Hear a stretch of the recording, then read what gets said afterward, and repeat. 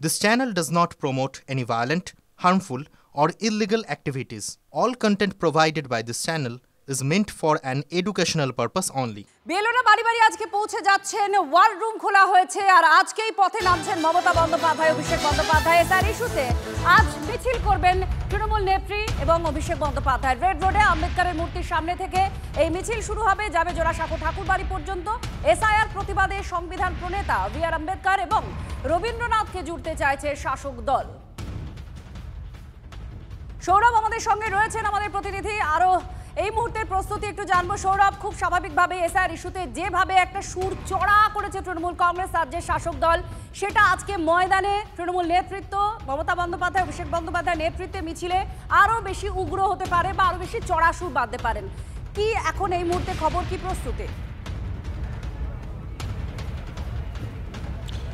আচ্ছা, যেমনটা তুমি আমাদের প্রতিবেদন দেখালে যে একদিকে যেমন এসআইআর প্রক্রিয়া শুরু হয়ে গিয়েছে, বিএলওরা ঘরে ঘরে পৌঁছে গিয়েছেন এবং সেই সঙ্গে তৃণমূল কংগ্রেসে তৃণমূলের সেকেন্ড ইন কমান্ড অভিষেক বন্দ্যোপাধ্যায়ের নেতৃত্বে ক্যাম্প খোলা হয়েছে, পাল্টা ওয়ার রুম খুলেছে বিজেপিও।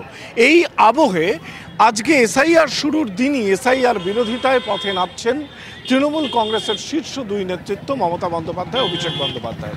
এই মুহূর্তে রেড রোডে তারই প্রস্তুতি। আমি আমার চিত্র সাংবাদিক সুদীপ গুছাইতকে বলবো তিনি তার ক্যামেরাটা যতটা প্যান করতে পারেন তোমাকে তাহলে সেই ছবিটা একটুখানি তিনি দেখান। এবং এর মধ্যে তোমাকে জানাই যে ইতিমধ্যেই কিন্তু কর্মী সমর্থকরা আসতে শুরু করে দিয়েছেন রেড রোডে। রেড রোডের এই আম্বেদকর মূর্তির পাদদেশ থেকে এই পদযাত্রা পৌঁছবে জোড়াসাঁকো ঠাকুরবাড়ি পর্যন্ত। অত্যন্ত তাৎপর্যপূর্ণ আজকের যেমন দিন নির্বাচন, তেমনি তাৎপর্যপূর্ণ স্থান নির্বাচন। দুঃখিত। আম্বেদকর মূর্তি কেন? তার কারণ তিনি সংবিধান প্রণেতা এবং তৃণমূল কংগ্রেস বারে বারে কি বলছে যে সংবিধান ভাঙছে, নষ্ট করছে বিজেপি, তাই আম্বেদকর মূর্তি। আর রবীন্দ্রনাথ বাঙালি অস্মিতার প্রতীক। সেখানে গিয়ে শেষ হবে মিছিল, সেখানে ভাষণ রাখবেন তৃণমূল নেতৃত্ব। সৌরভ, একেবারে সেদিকে আমাদের নজর থাকছে, কারণ একে তো এসআইআর এর বিরোধিতা করা, বারবার মূলত এসআইআর এর বিরোধিতার জায়গা থেকেও সব থেকে গুরুত্ব এখন এই পর্যন্ত শাসক দল দিচ্ছে যে একজন ভোটারেরও যেন নাম বাদ না যায়। আর সেই দিকে যেমন কড়া নজর, তার সঙ্গে সঙ্গে আন্দোলন, প্রতিবাদ। শাসক দলের যে একগুচ্ছ অভিযোগ রয়েছে এসআইআরকে নিয়ে, যে এসআইআর আসলে এনআরসি চালু করার একটা চেষ্টা, এনআরসি চালু করতে চাইছে বিজেপি।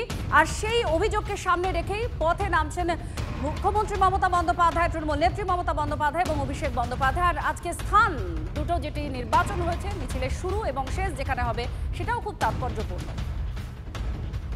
বিরুদ্ধে তৃণমূল কংগ্রেসের সমস্ত স্তরের নেতা কর্মী, শুভানুধ্যায়ী সৈনিকদের আহ্বান জানানো হয়েছে। বিশেষ করে কলকাতা সহ যে পার্শ্ববর্তী 2-4টি জেলা রয়েছে, যেহেতু কাল থেকে ইনিউমারেশন ফর্ম ডিস্ট্রিবিউট হবে, বিভিন্ন জেলা থেকে লোকেদের আসতে বারণ করা হয়েছে। ঐতিহাসিক মিছিলে আমি আপনাদের মাধ্যমে সকলের কাছে আবার একবার অ্যাপিল করব যোগ দেওয়ার জন্য।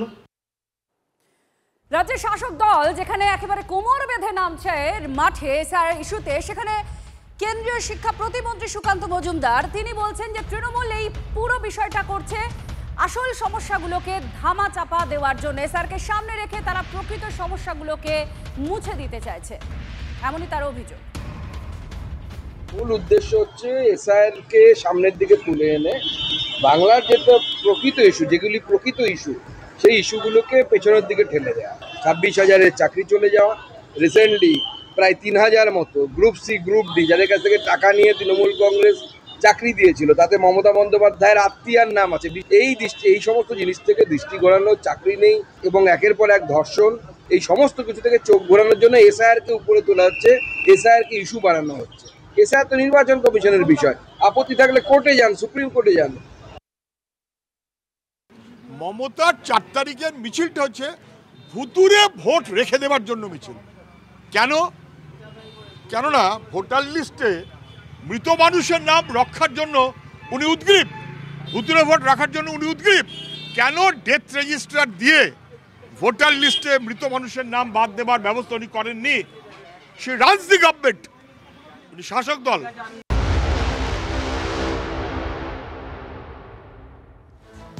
আর আজ রাজনীতির পথে জোর টক্কর তৃণমূল বনাম বিজেপির। তার কারণ আজকে কলকাতায় মিছিল করবেন মমতা বন্দ্যোপাধ্যায়, অভিষেক বন্দ্যোপাধ্যায়। অন্যদিকে পানিহাটিতে পথে নামছেন বিরোধী দলনেতা শুভেন্দু অধিকারী।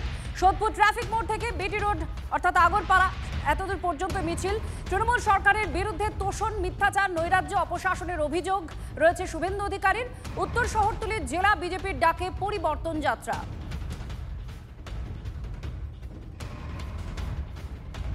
আর বিজেপির জোড়া মিছিল আটকাতে মরিয়ার রাজ্য। বিচারপতি কৌশিক চন্দ্রের রায়কে চ্যালেঞ্জ করে তারা ডিভিশন বেঞ্চের দৃষ্টি আকর্ষণ করছে। আজ বিকেলে আগরপাড়ায় মিছিলের ডাক দিয়েছেন শুভেন্দু অধিকারী। কাল বর্ধমানে তার মিছিলও রয়েছে। আমরা এই বিষয় নিয়ে শ্রাবন্তীর সঙ্গে আরো কথা বলবো। শ্রাবন্তী, চ্যালেঞ্জ করা হয়েছে, ডিভিশন বেঞ্চের দৃষ্টি আকর্ষণ করছে রাজ্য, কি আবেদন? দেখো, কৌশিক চন্দ্র যখন গতকাল মিছিলের অনুমতি দিয়েছিলেন তার বক্তব্য ছিল গণতান্ত্রিক দেশে সকলেই এই ধরনের মিটিং করতে পারেন। আর যদি সরকারের বক্তব্য ছিল যে এই মিছিলের ক্ষেত্রে রাজ্যের প্রশাসনিক কাজে বেশ কিছুটা সমস্যা হবে।